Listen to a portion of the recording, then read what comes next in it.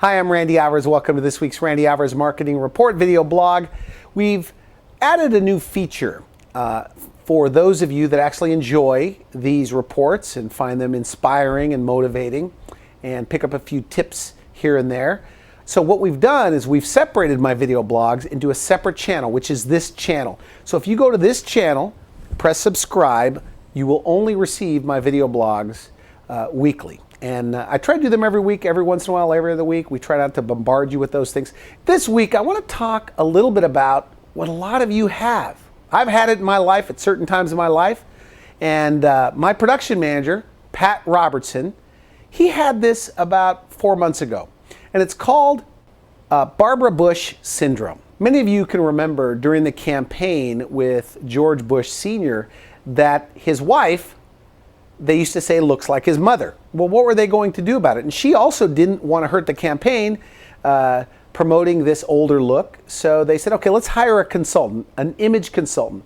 They hired the consultant, and Barbara Bush, the story goes like this, that they show up and Barbara Bush says, okay, before we start, I don't mind changing and I want to look better, but I'm not going to wear any makeup. I'm not going to change the way I dress, and I'm not going to change my hair color. Okay, that's the Barbara Bush syndrome. And many of you in business are acting like Barbara Bush. You're saying, look, I want to be busy. I want to thrive in the new economy. I want to take my practice to the next level. I want to start reaching out to a new style of patient or a different demographic, but you're not willing to change your hair color, change the way you dress, right? Or wear makeup. And in your case, it might be blogging or video on the web, or putting new computer systems, or being paperless, those kind of things. So you have to take a look. What are you doing where you're not taking advice from others? Let's talk about Pat Robertson, my production manager.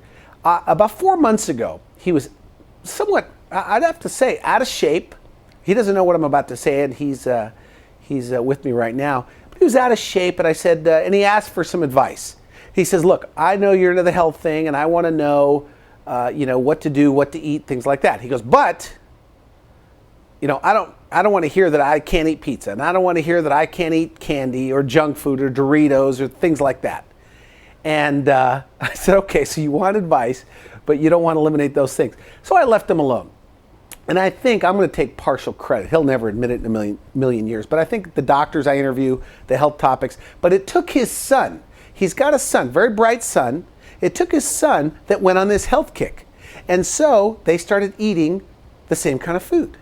And so now he eats lean fish and protein, good oils, cooks with coconut oil, right? Not a damaged fat.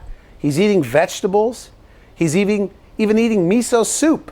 I told him he's got to worry about those estrogens, the phytoestrogens, but that's another story. He says if they're fermented, you don't have to worry about that. But the main thing is he lost weight. He looks, I got to admit, he looks fantastic. Right now, he's in better shape than I am. That's terrible, right? So all of us can take a look at the Barbara Bush syndrome and say, okay, what can we do to turn things around? What advice can we take? Who's getting the results we want in our career, in our life, and how can we model that behavior, apply it in our lives, and then take that to the next level? It's always the same thing. It's about being coachable. That's this week's report. We'll see you next week.